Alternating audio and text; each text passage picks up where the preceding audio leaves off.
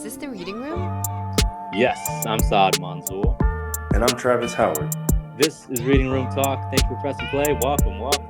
Welcome back, everybody. Oh, man, welcome back. We got a super special guest today. Listen, yeah. For everyone who's an interventional radiologist, maybe an interventional radiologist is a quarterback, but every quarterback needs a great offensive coordinator. We got one of the greatest offensive coordinators on earth. We got Ron Fisher, interventional radiologist extraordinaire. How are you, man? I'm good. I'm here fine and ready for you guys. We appreciate you making the time. Excellent. We know you've been coordinating for many, many years. So take us back to X-ray school, man. Tell us, what was your toughest class in X-ray school? Toughest class in X-ray school. You know, we sort of pre-interviewed that right before the podcast started, thinking about it. And to be, I did not have a tough course in X-ray school at all. I love it. Listen at him. Killing the game. Killed everything. I actually did. When we go back to high school and prior to going to college, I was sort of like C, B student. Mm-hmm. But by the time I got to something clicked in X-ray school. I really liked it. And I found it so interesting I couldn't put the book down. So I pretty much made A's and B's. I got awards and president of class. I did pretty well in X-ray school. Oh, that's awesome. That's really cool. I can't remember getting I'm sure I didn't get a C at all. I sort of averaged like a 3.5. There you go. Wow, that's awesome. That's great. That's really good. So a lot of people say physics kind of tripped them up, man. So this was it was nothing for you. It sounds like. Physics. I like physics. I actually like anatomy and physiology. Mm-hmm. I did some other things after X-ray school. Initially I got in X-ray to sell X-ray equipment. So I took some business courses later, and accounting, statistics, economics. Now those courses were difficult. And I sort of struggled there.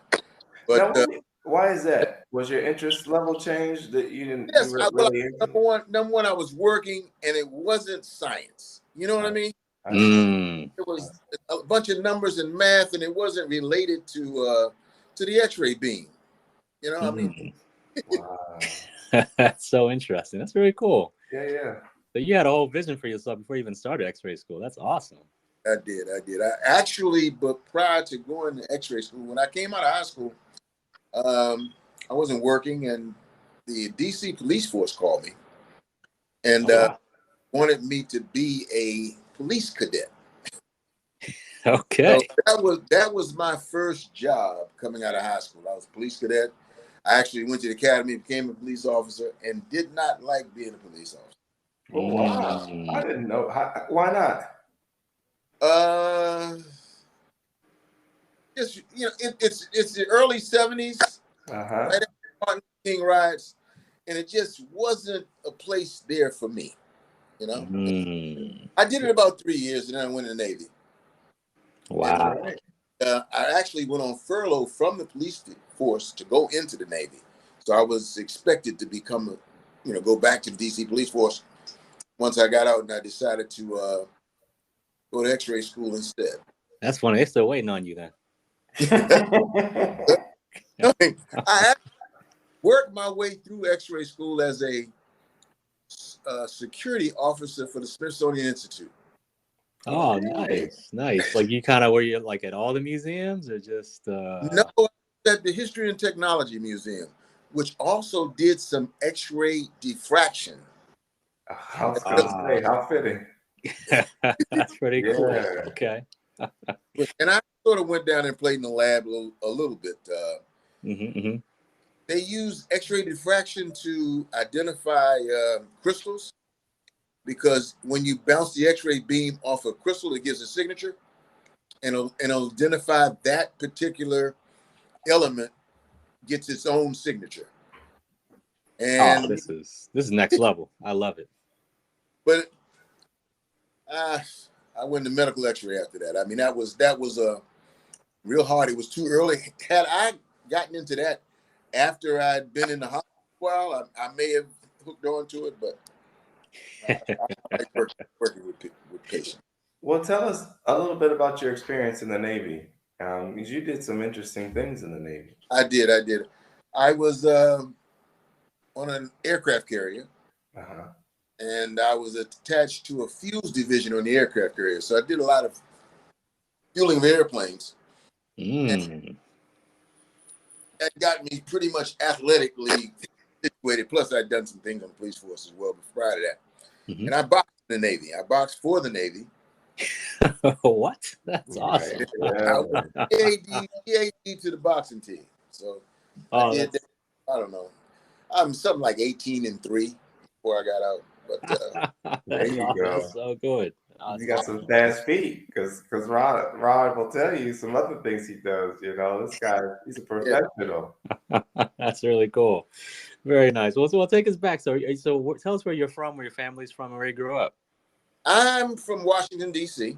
I grew up here. I actually grew up in northeast and southeast D.C. prior to, my mother went to the hospital. And I didn't know my mother had a mental condition, so she had to go. So me and my brothers were sent to foster care. Oh, wow. I spent 10 years in foster care prior to finishing high school. And I came out of foster care, a little place called Junior Village here in D.C. And they got me one room. I was actually working at George Washington University Hospital back then. That was while in high school. Wow. I was working at Central Sterile there. I see. Wow. So you kind of got introduced to the hospital early. Right. But from there, I ended up being a police cadet. Yeah. It seems to me, Ron, whatever was put in front of you, you could do it. I mean, we haven't even gotten far yet, and you've been an athlete, a boxer with an awesome record. You know, you're learning physics and you're learning, science with ease. Yeah. And you're only because I really liked X-ray. I wasn't a super student in high school or even in college after X-ray. I actually went to GW after I finished X-ray school for a while. But I like money too. I mean, I grew up kind of poor, so I'm the oldest in my family. I had to take care of my sisters and brothers for a while. Youngest. Wow, with a whole lot of responsibility at that. And then, I mean, I think like just even before that, just like being in the foster care system and finding a way to like navigate yourself to successes, that's unbelievable. So that's major accomplishment to even like, get to like a place where you can take, go to X-ray school, become a police cadet. That's awesome. So sounds like, so the Navy was a positive experience for the most part for you. It sounds like. Pretty much. If I had, it was during the Vietnam War. So, I was afraid to honestly afraid of being drafted into the teams. I didn't want, but they didn't have a Navy, so I knew I wasn't going to have to go fight in the jungle. You calculated that out very well. Oh, yeah, you did. Definitely. So if I had to do it all over again, plus the Navy paid for X-ray school. Oh, nice. Yeah. Oh, that's awesome. That's really good. So now, like, so tell us, like, so did you, so when you were in X-ray school, it sounds like you already had the plan to like, sell X-ray equipment. Like, where did that idea come from? That actually came from the business aspect of it. X-ray was only a 2-year stop, I thought. And it wasn't, at that time, it wasn't what it became later. Okay. There was no CT, there was no MRI. Ultrasound was fledgling, just getting started. And it wasn't there wasn't these opportunities. Actually, there was no real IR. IR was like called special procedures. And it wasn't really a field. There wasn't a lot of doctors like Dr. Howard that went to a program to learn how to be an IR physician. Most of the physicians that worked in special procedures were regular radiologists, right, who tired of reading film and decided that they're going to do something extra on the side.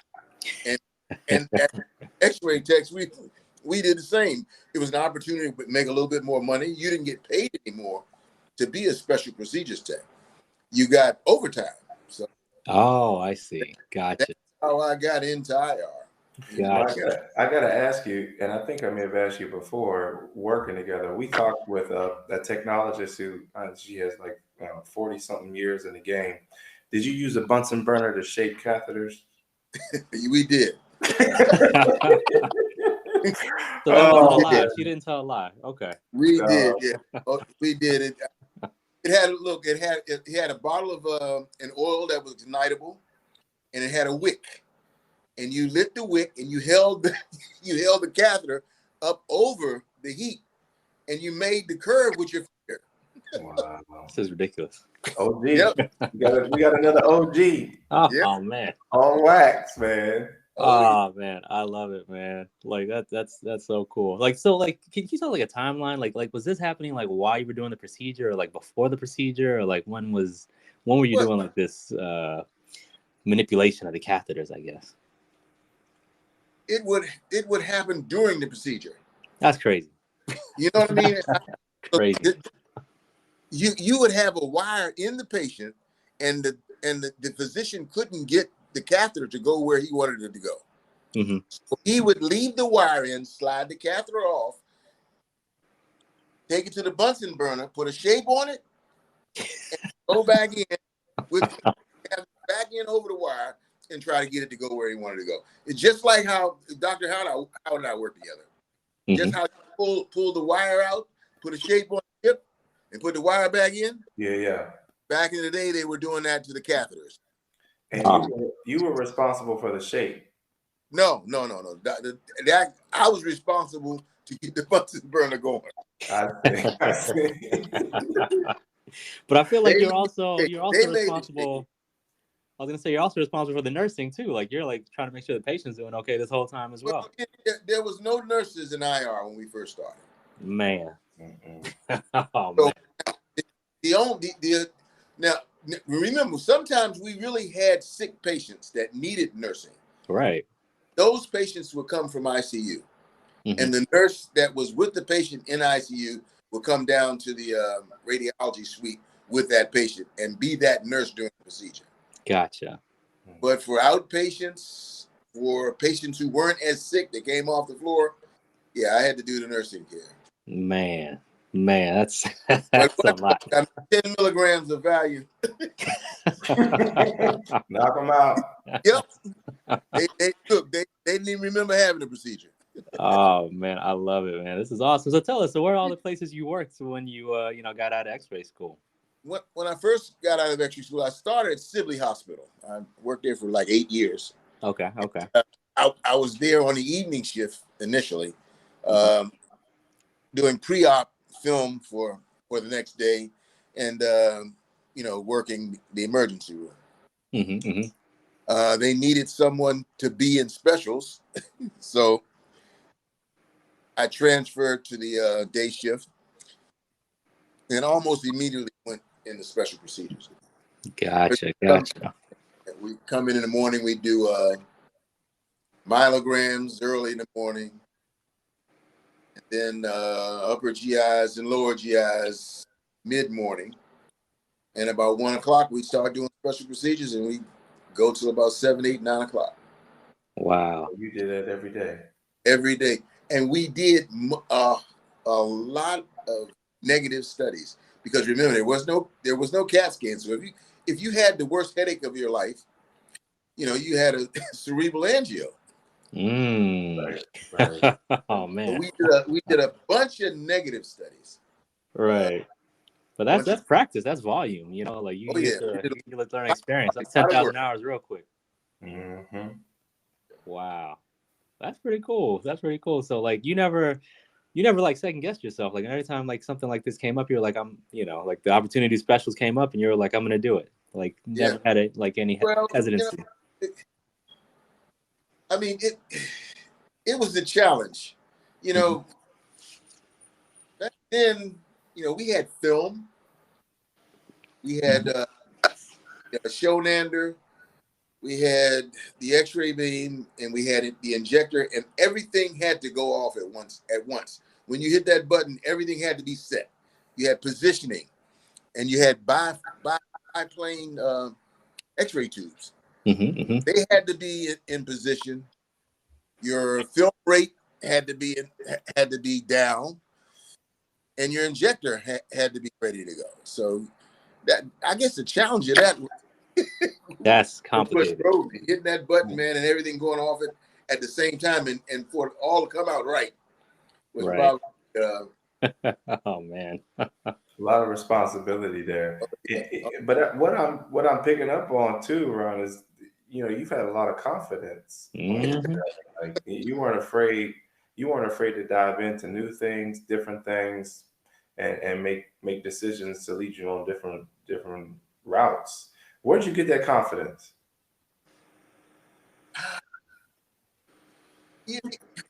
I'm not going to say that it came like snapping the fingers. It came with success. Yeah. Once you hit that button in the film, and you're in a dark room running all those films, number one, and you come out and they've got it all displayed on view boxes, and you did it and it worked. You know what I mean? And if it looked good and everybody's giving you these praises, hey, nice job. Yeah.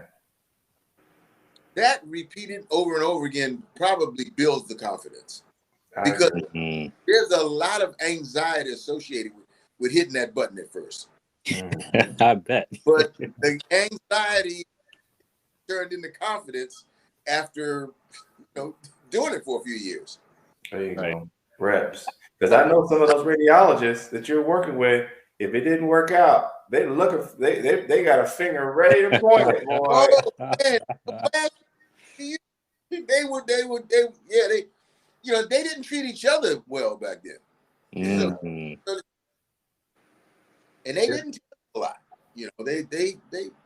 They spent a lot of money for their education. So right.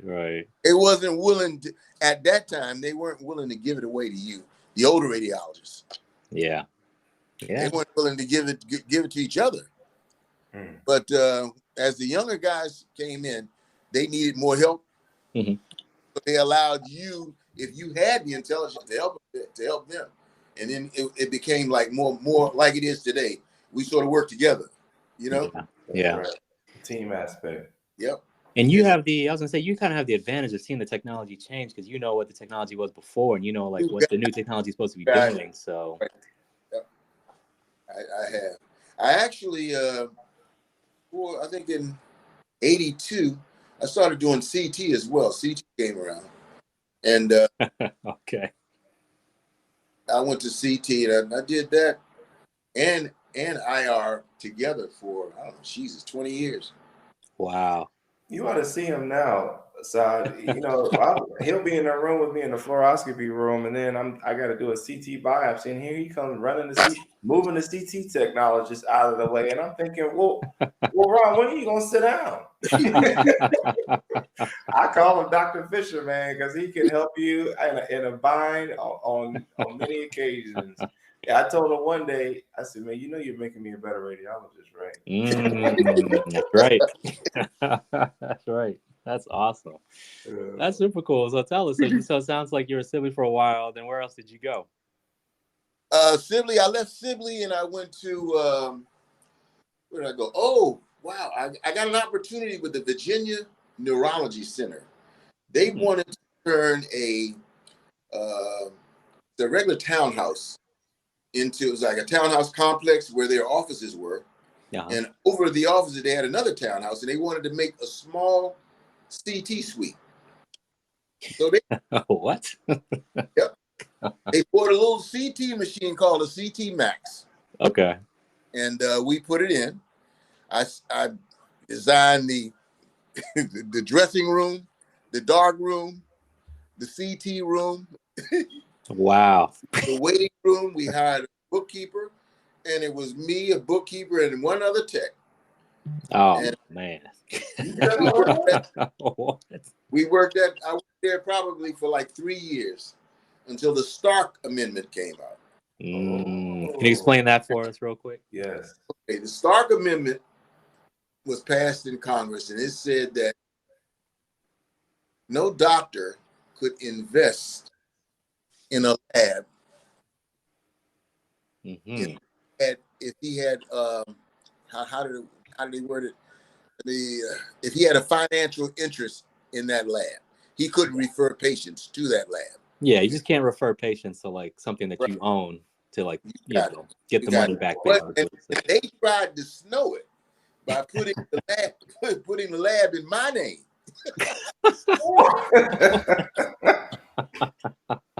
Yeah, Dr. Ronald Fisher, exactly. Yeah, I actually went and put the lab.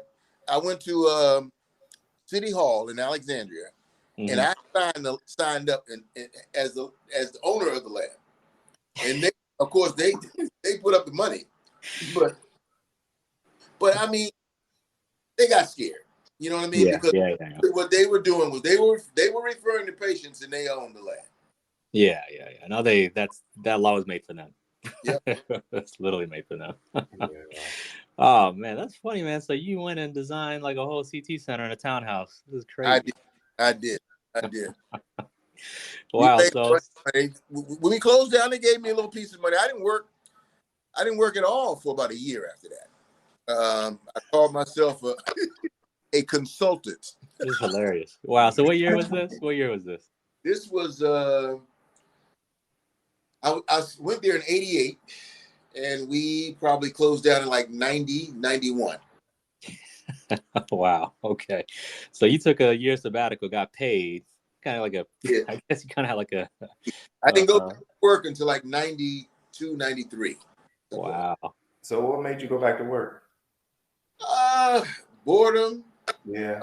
I had taken a job with I don't know, boredom, money. I got tired of making deals. I would make a deal. I would make a deal with like the in the industrial park in Maryland. And I would tell them that I would get them. I would find X-ray techs for them, but I would fill in the X-ray tech started, so they would pay me $10.99. And I did that for a little bit over a year, and I just got tired of it. I wanted to settle somewhere, so I actually took a job with radiation physics, and I was working out what? shooting X-rays and doing EKGs out of a truck. What? Yeah, I did that for a whole year till winter came. It was cool for a year though. I mean, when the weather's good, I'm dry, and I just get up, get on the radio. Where do you want me to go today? I would go shoot my X-rays, do my EKGs, and then I'd bring it into the office and run it. Then they'd send me out for the afternoon and come back in. Of course, I wasn't going to do that forever. Yeah. The traffic alone.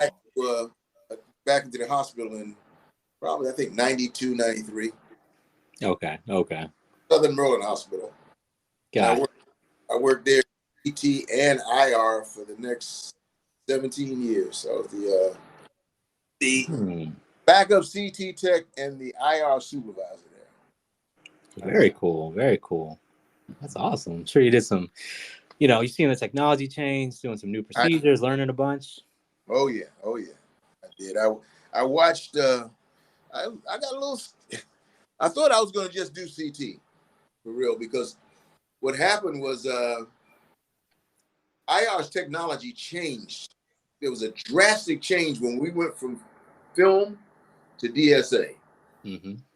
Because an IR tech at that time, his skill level was the positioning, was the fact that he could push that button, and everything went off at the same time, and everything came. Now I don't have to know positioning if I'm doing fluoro. You know what I mean? I don't have to know technique, because with DSA, you know, the technique is adjustable with a button. You know what I mean? So I was working with a guy now. He's running Dr. Levy, Elliot Levy. I was working with him, and I asked Dr. Levy, I said, Levy, man, what am I going to do now with this? You know what I mean? They'll find a spot for you, Ron. Oh, nice. He's now at NIH now. Gotcha. Oh, that's cool, man. So when would you say this like kind of transition to to like digital basically happened? This probably happened in maybe 96, 98, something like that, between 96 and 98. Gotcha. It came in slowly, and it was crude at first, and it got better fast. Yeah. It got better quickly. And almost immediately, film was an afterthought. And it happened throughout radiology. Digital just took over. There was, even the X-ray techs stopped at one point. And I don't remember when it happened for them. I was doing IR by the time that film went away completely. Gotcha. Oh, that's cool. That's very cool. So this was 17 years at Southern Maryland. Wow. Okay. And what was your next step after that? Next step after that was Fairfax. Inova Fairfax Hospital. Oh, you got some stories about Fairfax. Yeah, that's probably where I learned the most. Okay. I mean, I thought that I was an experienced IR tech. I thought there was nothing that you could teach me until I went to Fairfax. Yeah. You know what? I know the culture there it can be a bit intense, or at least that's what I'm told. But what do you feel like you learned there? I mean, I'm sure it was a lot, but okay, was it a culture where they were cutting edge, or what was the big difference? The big difference is, yes, they were cutting edge. There wasn't anything that you would do in IR that wasn't done at Fairfax. Fairfax is the hub of 5 conglomerate hospitals. You've got Fairfax, you've got Mount Vernon, there's Alexandria, Loudoun, and Fair Oaks. That's like they have almost the whole of Northern Virginia. And Fairfax is the fulcrum. You know what I mean? That's the big center, and all of the rest of them are satellites. Like at Mount Vernon, they actually specialize in orthopedics. The other 4 hospitals are community hospitals. But if they have a patient that's bad, they send them to Fairfax. Fairfax, they'll immediately. I mean, I did some satellite work at Fair Oaks from Fairfax. And if I had a bad case, I'm getting ready to prepare for it, and IR there, and the nurse says, no, it's too tough for us. We're going to transfer this patient to Fairfax. Now, when I worked at Southern Maryland in CT, for example, we would find patients who had aneurysms. And at that time, there was no coiling of aneurysms in the brain when I worked at Southern Maryland. We sent the patients to the OR, and a neurosurgeon clipped the aneurysms. Yeah. That was what was happening to aneurysms back then. When I got to Fairfax, this guy is in an IR suite coiling an aneurysm. Wow, that transition must have been crazy. Oh my God, that drove me nuts. You remember, I'm a CT tech. I would have known. I would have seen the star formation and the artifact off of a pile of coils in somebody's head. Now, I had never seen that before. Oh, that's super cool. It's like you have the perspective to know how amazing what is happening is, because you've seen what was happening before. Yes. That was brand new.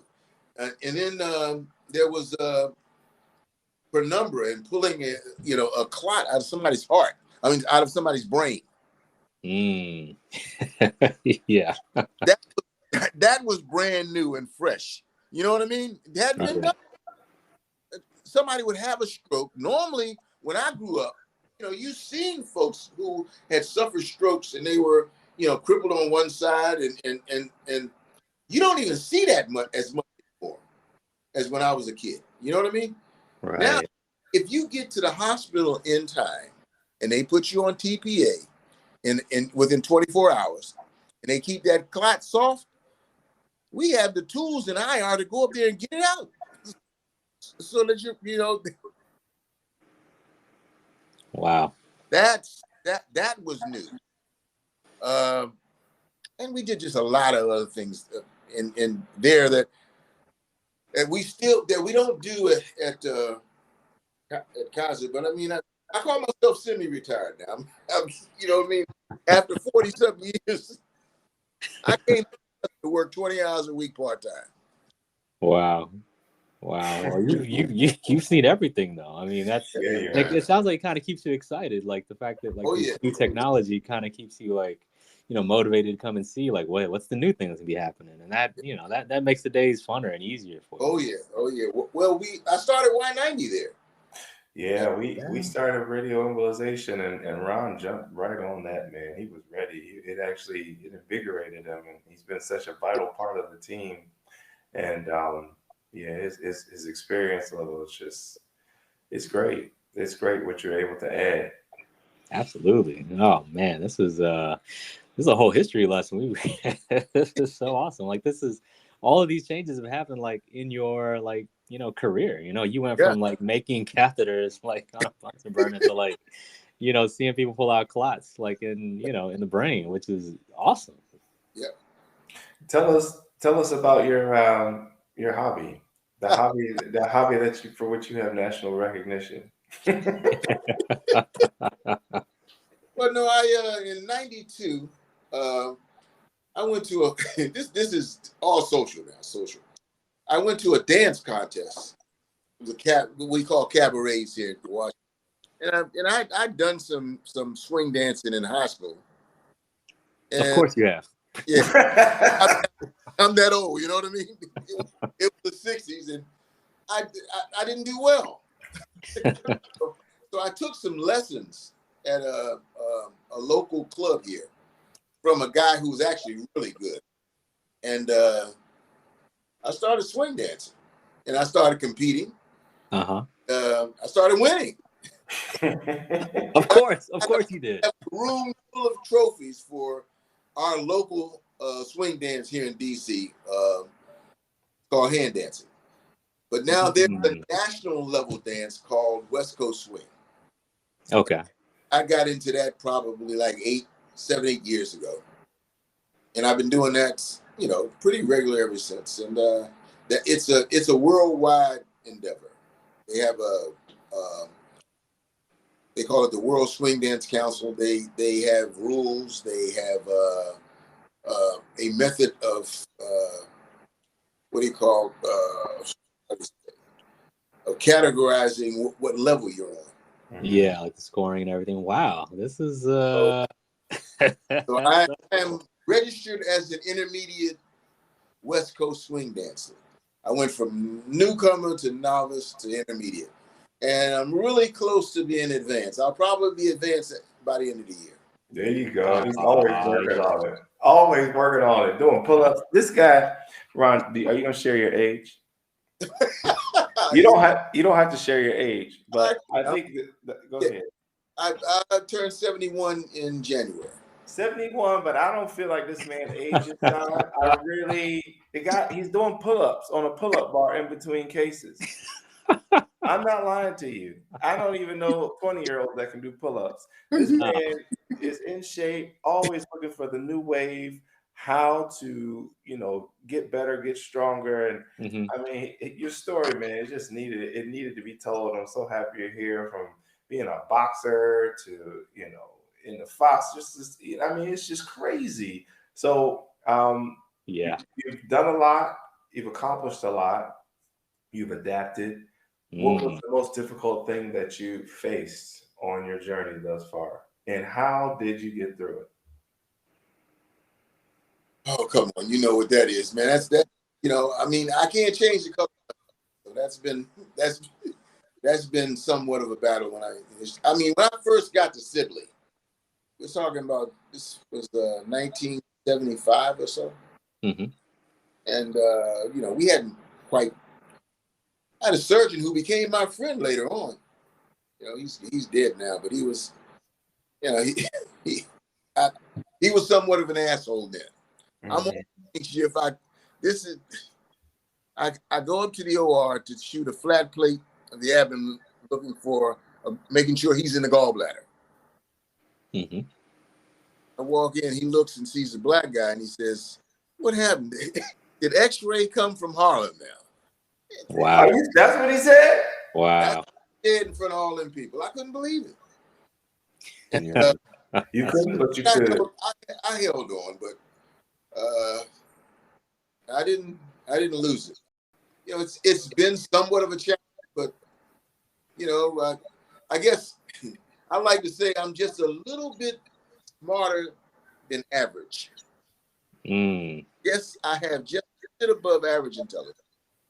So but they say just enthusiasm increases your IQ by like 30 points. Just being enthusiastic about something, and you have that. Like the fact that you're enthusiastic about things, the fact that you're excited to learn new things. Yeah.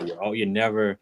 It sounds like you're never like intimidated. You're just like, let me learn how to do this. I like this. I'm gonna try it. And that basically, that translates. That's better than anything. They say the best ability is availability. You're always available to do something. So that's awesome that you've been able to do that. And those little comments, it's whatever. You're trailblazer. You're a trailblazer. You're going in there like, yeah, I'm blazing trails from Harlem. Right, a lot of great things came out of Harlem. But how did you go from how did you respond to this surgeon who ended up being your friend? What happened was he had a patient who was very, very heavy. And he needed that gallbladder shot again. And the guy must have been, 400 and something pounds? And he had 2 or 3 techs come up and couldn't get a picture.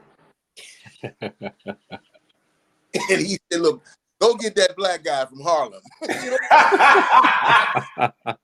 You showed him your greatness. Get it, Rob Fisher. And showed him his gallbladder. Yeah. I never had another problem out of Dr. Bo. Yeah. All I did was doubled up the exposure on the machine. I turned it up maximum and hit it twice. Did you tell him his comment was messed up? Don't come at me like that. No, I didn't. I never did. I never did. Yeah, it's all fun and games, so you need something done. I heard that. Yep. Yeah. Oh, that's awesome, man. We've learned a lot. This has been awesome. Yeah. This is a history lesson right here. Wait, real quick on the swing dancing. Like, so where have you traveled to with it? I've been to Montreal. I've been to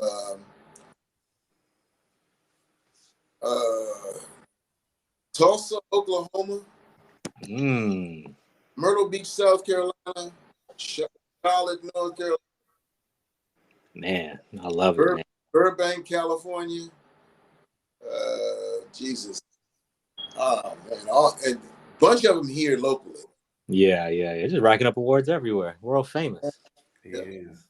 I'm telling you, that's what I said about those feet. He's got good feet. He's got fast feet. He got that feet work. Boxing to dancing. This man can do it all.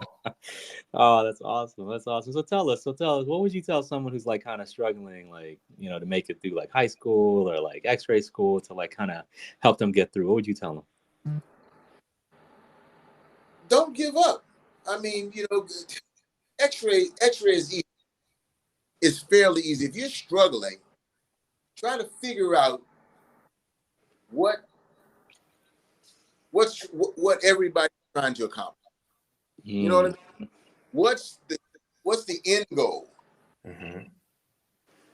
And if you can figure out what the end goal is, and then you can map your way to how to get there, you don't need to take notes. You know what I mean? It's going to be in your head from now on. That's sort of how, you know, how I've approached almost everything in IR. Where do we try to go? What's our ultimate goal? Yeah. And what do I need to do to get there? I need this, I need that, I need, you know what I mean? I strategize, and that's how I get to where, from point A to point B. Yeah. What's it going to take to get me to where I need to go? I love it. That's great advice. That's exactly it. That's how you stay focused. That's how you do it. Oh man, I love it, man. This has been awesome, Ron. We really appreciate you making the time, man. This has been really good. Yes, thank you so much, and thank you guys for listening. And until next time, stay low and keep firing. Okay.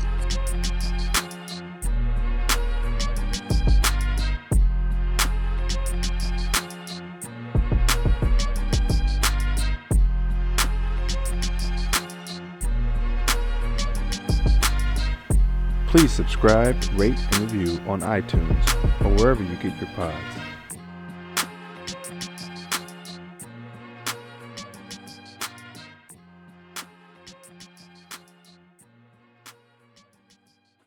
I mean, I started when I was working at Southern Maryland. Southern Maryland was owned by one doctor. And Caramani, he was the last of the doctors that owned hospitals here in the DC area. Okay. I worked with him prior. He was a surgeon at Greater Southeast. Okay. And he married a lady who owned property at the mall in Oxon Hill. And she gave him a piece of property. He put both a hospital and a hotel on that property. Wow. Good at dance was I would go to the hotel early in the morning, work out, then go to work at the hospital, which was walking distance across the parking lot. Come back to the hotel at lunchtime, do a little bit more working out, and then go teach and practice dance after work when I got off.